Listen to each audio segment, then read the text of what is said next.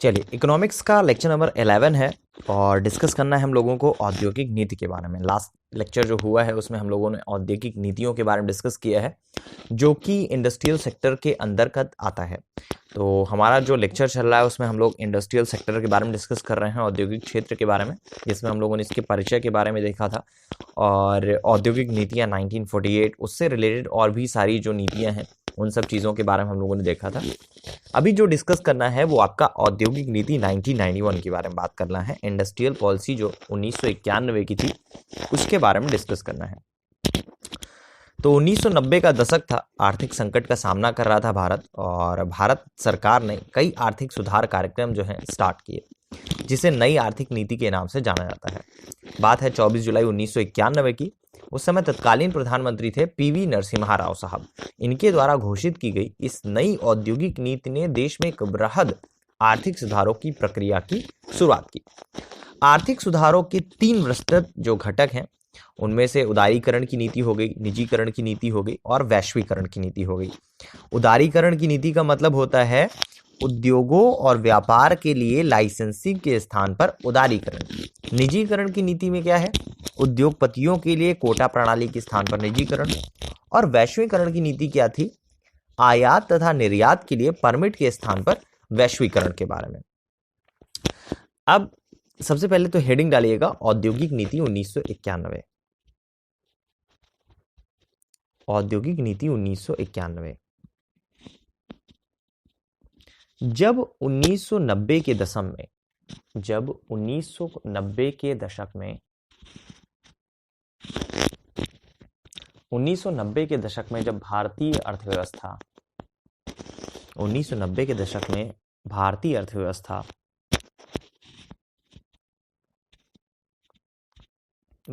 अर्थव्यवस्था संकट की स्थिति में थी, तब भारत सरकार ने कई आर्थिक सुधार कार्यक्रम आरंभ किए।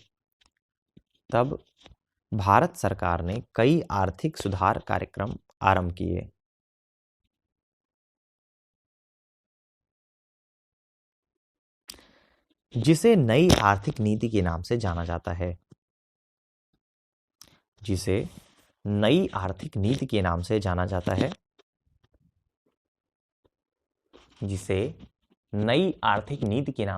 जाता है।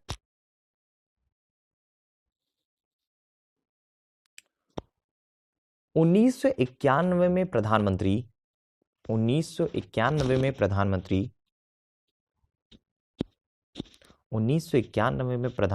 पीवी नरसिम्हा राव साहब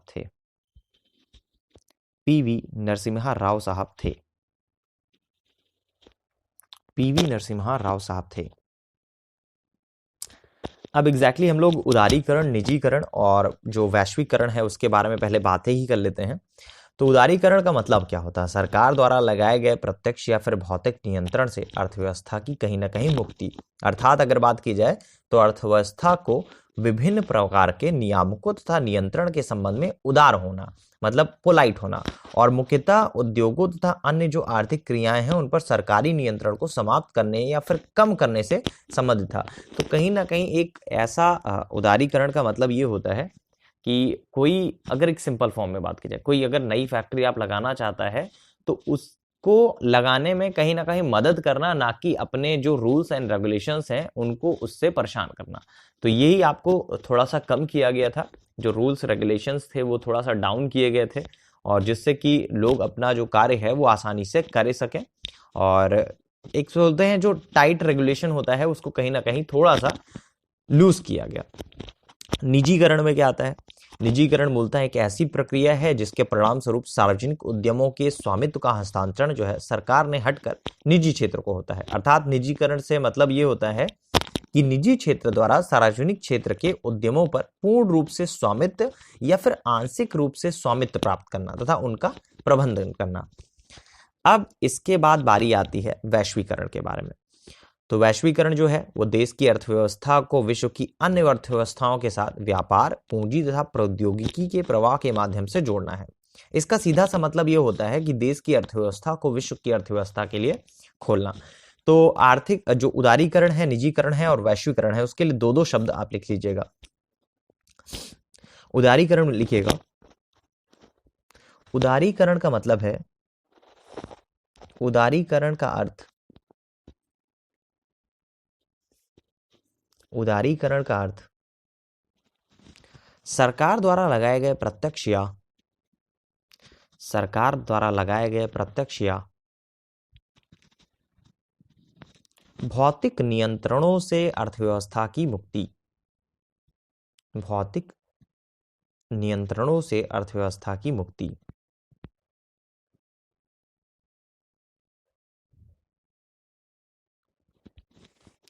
नेक्स्ट पॉइंट है, अब निजीकरण लिखिएगा। निजीकरण मूलतः एक ऐसी प्रक्रिया है, निजीकरण मूलतः एक ऐसी प्रक्रिया है जिसके परिणाम स्वरूप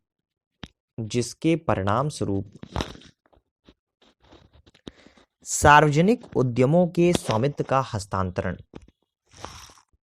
सार्वजनिक उद्यमों के स्वामित्व का हस्तांतरण सरकार से हटकर निजी क्षेत्र को होता है, सरकार से हटकर निजी क्षेत्र को होता है।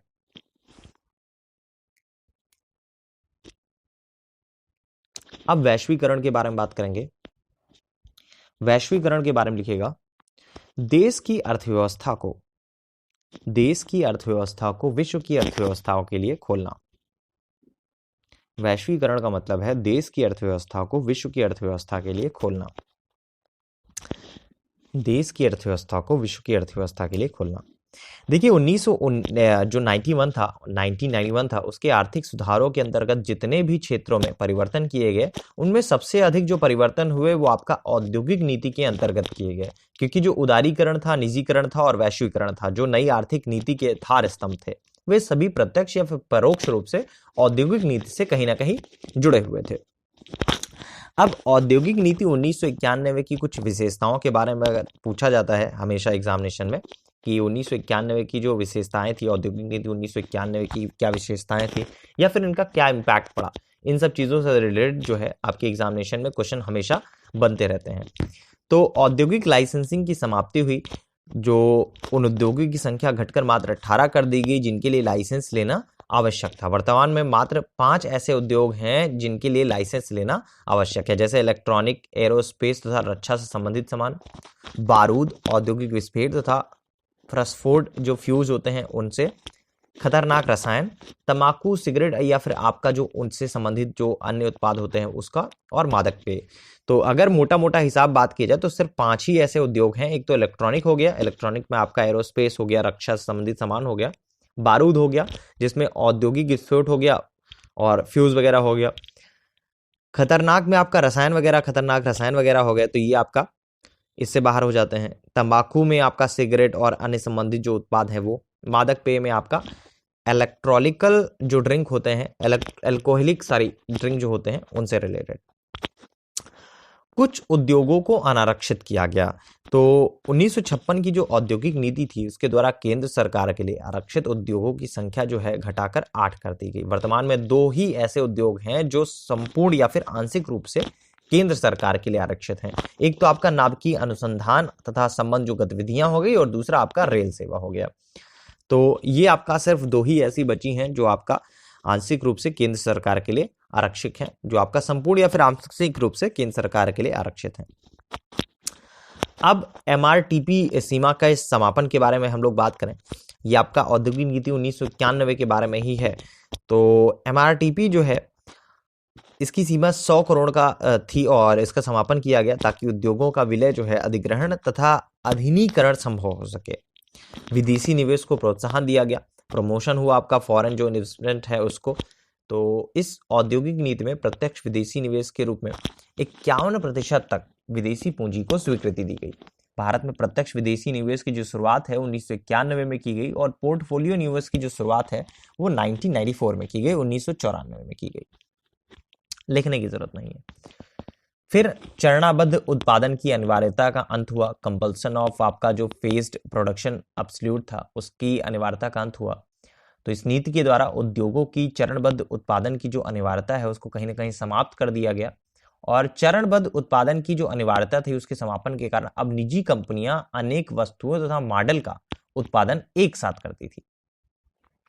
अब लोकेशन ऑफ इंडस्ट्रीज के बारे में अगर हम लोग बात करें, उद्योगों की अवस्थिति के बारे में हम लोग बात करें, तो उन उद्योगों के अलावा जिनमें अनिवार्य रूप से लाइसेंस लेने की आवश्यकता है, अन्य उद्योगों की स्थापना के लिए केंद्र सरकार से अनुमति लेने की आवश्यकता नहीं है। यदि वे आपका उद्योग जो है 10 लाख से कम जनसंख्या वाले शहरों में स्थापित किए जा रहे हैं, तो इसके साथ ही उन उद्योगों की स्थापना कहीं भी की जा सकती है जो प्रदूषण नहीं फैलाते हैं। तो प्रदूषण फैलाने वाले उद्योगों को 10 लाख से अधिक जनसंख्या वाले शहरों में कम से कम 25 किलोमीटर की दूरी पर स्थापित किया जाना चाहिए। ये आपका चेंज हुआ था। इसके अलावा कुछ और परिवर्तन हुए थे, जैसे आपका इस नीति के अंतर्गत निजी क्षेत्रों की जो भूमिका थी उसमें कहीं ना कहीं वृद्धि की गई थी। निजी क्षेत्र के उद्योगों के विकास के लिए अनेक प्रोत्साहन दिए गए। औद्योगिक क्षेत्र के उत्पादन में वृद्धि के लिए आपका आधुनिकीकरण के लिए विदेशी तकनीकी के प्रवेश की स्वतंत्रता दी गई।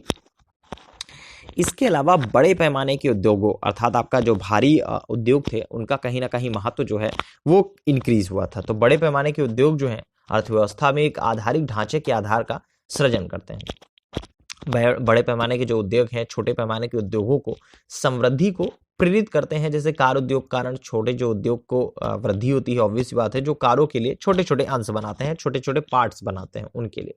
जब बड़ी गाड़ियां बनेंगी तभी आपके छोटे पार्ट्स बनेंगे।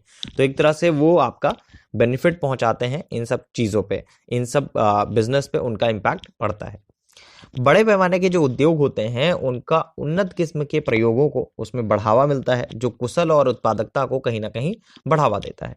बड़े पैमाने के उद्योग जो है बड़े पैमाने की बचते हैं। जैसे बड़े पैमाने के उत्पादन द्वारा उत्पादन की लागत जो है वो कहीं ना कहीं कम हो जाती है। जब ज़्यादा आप माल बनाएंगे तो ऑब्वियस सी बात है आपका जो कॉस्ट है वो कहीं ना कहीं कम हो जाएगा। इसका छोटे पैमाने के जो उद्योग होते हैं उनका महत्व क्या होता है इसके ऊपर, तो ये रोजगार का अधिक सृजन करते हैं क्योंकि इनमें श्रम प्रधान जो है तकनीकें अपनाई जाती हैं। ये संतुलित समृद्धि को प्रोत्साहित करते हैं, ये समता को भी प्रोत्साहित, क्योंकि ये आपका आर्थिक शक्ति के केंद्रीकरण को न्यूनतम कर देते हैं।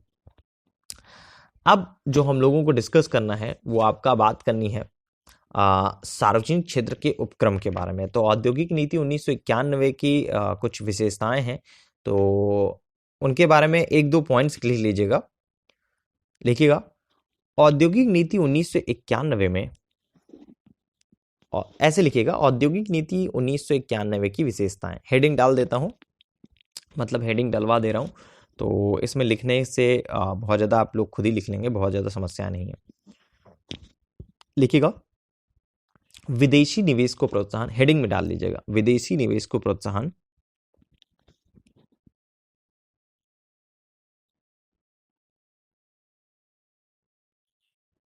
विदेशी निवेश को प्रोत्साहन बड़े पैमाने और छोटे पैमाने के उद्योगों को सहयोग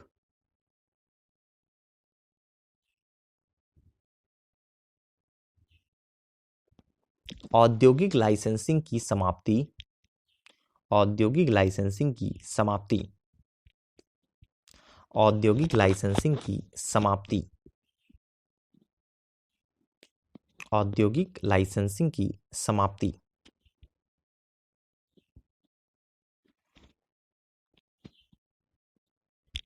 चलिए ये आपका सफिशिएंट है, और अगर इससे रिलेटेड चीज़ें आई तो आप लिख सकते हैं, बहुत समस्याएं नहीं आएंगी।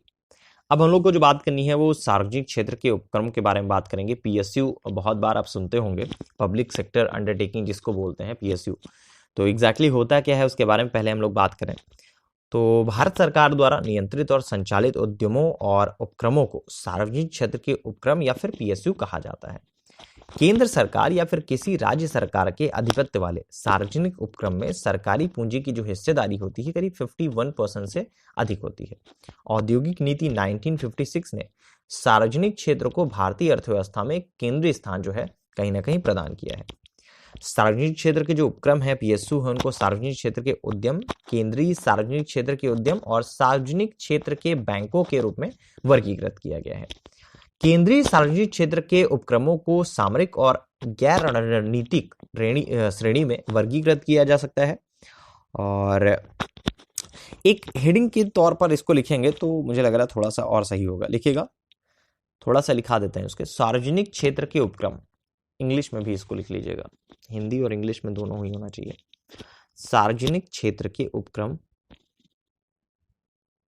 ब्रैकेट में लिखिएगा public sector undertaking, public sector undertaking PSU, public sector undertaking PSU।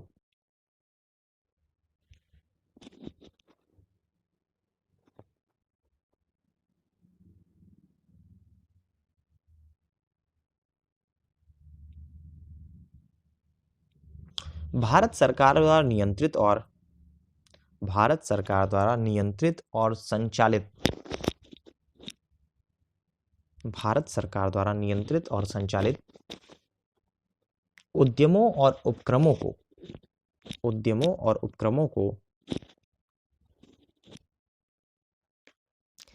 सार्वजनिक क्षेत्र के उपक्रम या फिर PSU कहा जाता है। सार्वजनिक क्षेत्र के उपक्रम या फिर PSU कहा जाता है।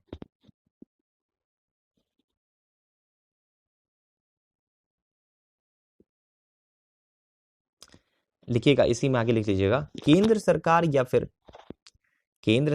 किसी राज्य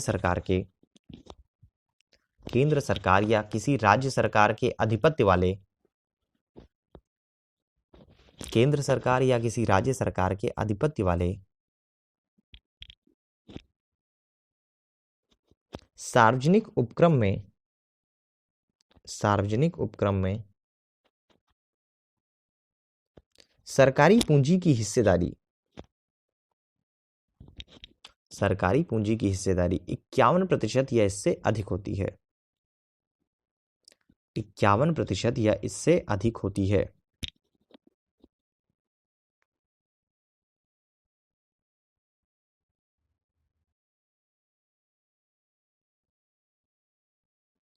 औद्योगिक नीति 1956 ने, इसी में आगे लिख लीजिएगा, औद्योगिक नीति 1956 में ने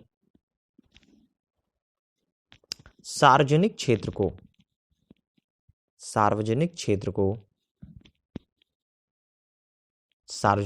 को भारतीय अर्थव्यवस्था में केंद्रीय स्थान प्रदान किया। भारतीय अर्थव्यवस्था में एक केंद्रीय स्थान प्रदान किया। देखिए, सार्वजनिक क्षेत्र के उपक्रमों को सार्वजनिक क्षेत्र के उद्यम, केंद्रीय सार्वजनिक क्षेत्र के उद्यम तथा और आपका जो सार्वजनिक क्षेत्र के बैंक है, इनके रूप में कहीं ना कहीं वर्गीकृत किया गया है। तो ये आपका जो है, आपका बोल सकते हैं जो केंद्रीय सार्वजनिक जो क्षेत्र के उद्यम है और सार्वजनिक क्षेत्र के जो बैंक है, उनके रूप में इनको वर्गीकृत किया गया है। और केंद्रीय सार्वजनिक क्षेत्र के उपक्रमों को सामरिक और जो गैर रणनीतिक क्षेत्र है उसमें कहीं ना कहीं वर्गीकृत किया गया है, जिसमें आपका हथियार और गोला बारूद शामिल हो जाते हैं, परमाणु ऊर्जा, रेल परिवहन। इसके अलावा अन्य जो सभी केंद्रीय सार्वजनिक क्षेत्र के उद्यमों हैं, इनको गैर रणनीतिक माना ही जाता है। अब हम लोगों को बात करनी है महारत्न के बारे में। सार्वजनिक क्षेत्र के उपक्रम के बारे में हम लोगों ने बात कर ली। अब हम लोगों को जो बात करनी है वो महारत्न के बारे में बात करनी है। महारत्न एग्जैक्टली होते क्या हैं? जब अक्सर आपने पढ़ा होगा कितनी महारत्न कंपनीज हैं, इस टाइप से एग्जामिनेशन में क्वेश्चन आता है जो प्रीलिम्स में पूछा जाता है। तो लिखिएगा, महारत्न के बारे में हम लोग बात कर लेते हैं। महारत्न योजना का जो उद्देश्य होता है वो आपका बड़े सार्वजनिक क्षेत्र के उद्यमों को अपने कारोबार का विस्तार करने तथा विश्व में बड़ी कंपनियों के रूप में उभरने में समर्थ देता है। तो महारत्न का दर्जा प्राप्त करने के लिए कंपनियों को क्या होना चाहिए, क्या क्या चीजें होनी चाहिए? उसे नवरत्न का दर्जा प्राप्त होना चाहिए, वो भारतीय शेयर बाजार में सूचीबद्ध होना चाहिए, पिछले 3 वर्षों के दौरान उसका जो औसत सालाना कारोबार है करीब 25,000 करोड़ से ज्यादा होना चाहिए। इसके अलावा पिछले 3 वर्षों के दौरान उसकी औसत जो सालाना शुद्ध संपत्ति है वो करीब 15,000 करोड़ रुपए से ज्यादा होनी चाहिए। इसके अलावा कर अदायगी के पिछले 3 वर्षों के दौरान उसका जो औसत सालाना शुद्ध लाभ है वो करीब 5,000 करोड़ से ज्यादा हो। वैश्विक स्तर पर उसकी जो महत्वपूर्ण उपस्थिति हो। महारत्न कंपनियां जो हैं बिना सरकार की मंजूरी के अपनी परियोजना के कुल मूल्य के करीब 15% तक, मतलब 15% तक निवेश करने के लिए मुक्त होती हैं। लेकिन यह निवेश जो है वो करीब 5,000 करोड़ से अधिक नहीं होना चाहिए। तो महारत्न के बारे में हेडिंग डाल लीजिएगा, महारत्न होती क्या है। तो महारत्न, नवरत्न और जो मिनी रत्न श्रेणी होती है, क्योंकि ये जब मेंस में आता है तो पूछा जाता है। प्रीलिम्स में तो आपसे पूछा, सिर्फ छोटी सी चीजें पूछी जाती हैं, वर्तमान में आपका कुल कितने महारत्न कंपनियां हैं, सिर्फ ये हो गया आपका प्रीलिम्स में। लेकिन जब मेंस में इसको पूछा जाता है तो महारत्न कंपनियों के बारे में बताइए, फिर उसके बारे में थोड़ा सा प्रकाश डालिए। इस टाइप से आपसे क्वेश्चन जो है बन जाते हैं। तो महारत्न हेडिंग डाल लीजिएगा। महारत्न योजना का उद्देश्य, महारत्न योजना का उद्देश्य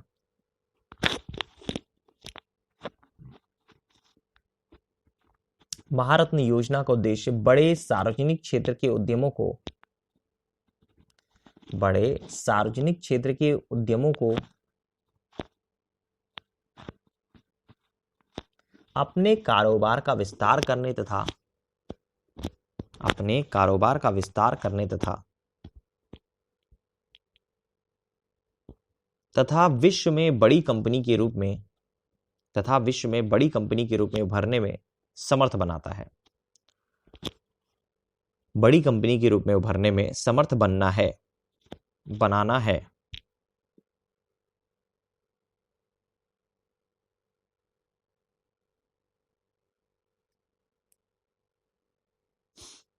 अब लिखिएगा, हेडिंग सी डाल लीजिएगा, महारत्न का दर्जा प्राप्त करने के लिए, महारत्न का दर्जा प्राप्त करने के लिए कंपनियों को दिशा निर्देश, कंपनियों को दिशा निर्देश। सबसे पहले उसे नवरत्न का दर्जा प्राप्त हो, उसे नवरत्न का दर्जा प्राप्त हो। फिर सेकंड में लिखिएगा, वह भारतीय शेयर बाजार में सूचीबद्ध हो, वह भारतीय शेयर बाजार में सूचीबद्ध हो।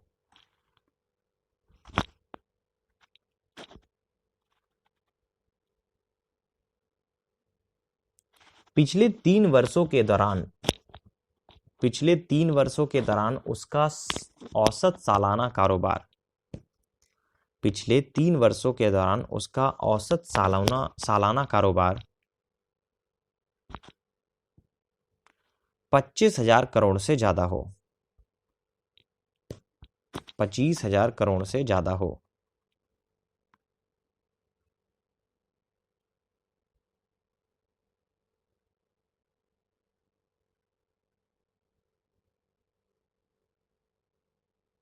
इतना सफिशिएंट है, इतना लिख देंगे तो आपको सफिशिएंट रहेगा। हाँ, इसमें एक पॉइंट और बढ़ा लीजिएगा नोट करके, महारत्न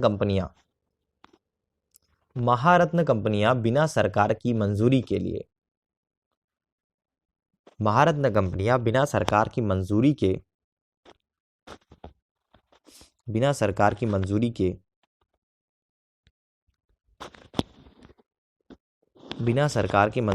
अपनी परियोजना के कुल मूल्य के 15% तक, अपनी परियोजना के कुल मूल्य के 15% तक निवेश करने के लिए मुक्त होंगी, कुल मूल्य के 15% तक निवेश करने के लिए मुक्त होंगी। परंतु यह निवेश 5,000 करोड़ से अधिक नहीं होना चाहिए, परंतु यह निवेश 5,000 करोड़ से अधिक नहीं होना चाहिए।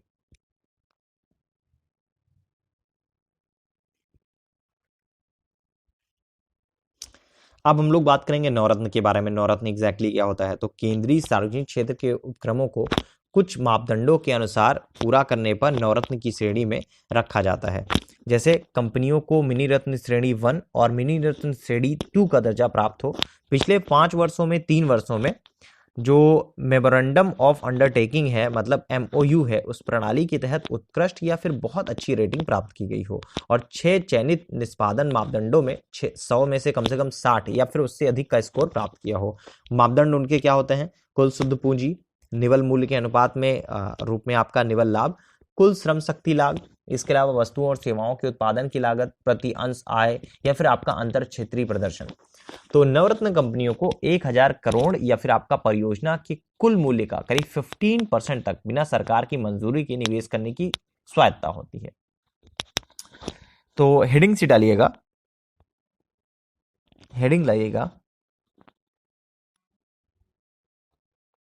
देखिएगा नवरत्न कंपनी हेडिंग डालिएगा। नवरत्न कंपनियों को 1000 करोड़ या नवरत्न कंपनियों को 1000 करोड़ या परियोजना के कुल मूल्य का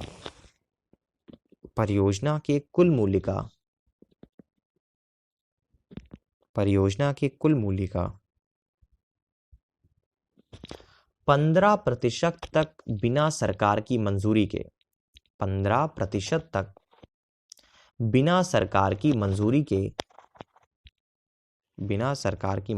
के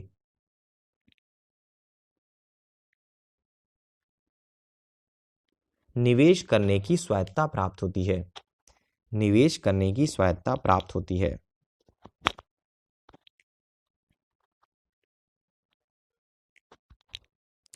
निवेश करने की स्वायत्ता प्राप्त होती है।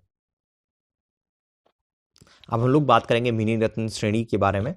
तो लघु रत्न या फिर आपका मिनी रत्न श्रेणी 1 का दर्जा प्राप्त करने के लिए सार्वजनिक क्षेत्र के उद्यमों को पिछले 3 वर्षों में लगातार लाभ कमाना चाहिए। पिछले 3 वर्षों में किसी एक वर्ष में कम से कम 30 करोड़ या फिर इससे अधिक का पूर्ण लाभ प्राप्त होना चाहिए।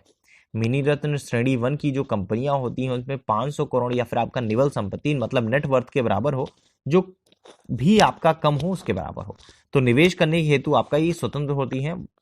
और इसी तरह से आपका मिनी रत्न श्रेणी 2 है। द्वितीय श्रेणी के लिए जो सार्वजनिक क्षेत्र के उद्यम हैं उनको लगातार 3 वर्षों तक लाभ कमाना चाहिए तथा उद्यम का एक सकारात्मक मूल्य जो है वो होना चाहिए। द्वितीय श्रेणी की मिनी रत्न कंपनियों को मंजूरी के बिना करीब 300 करोड़ या फिर अपने मूल्य का करीब 50% तक जो भी कम हो पूंजी व्यय की जो स्वायत्ता है वो रखती है।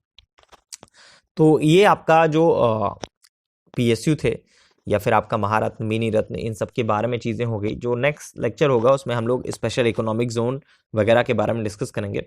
स्पेशल इकोनॉमिक जोन भी आपके एग्जाम में डायरेक्ट ही पूछा जाता है, ऐसे एक टॉपिक है ये।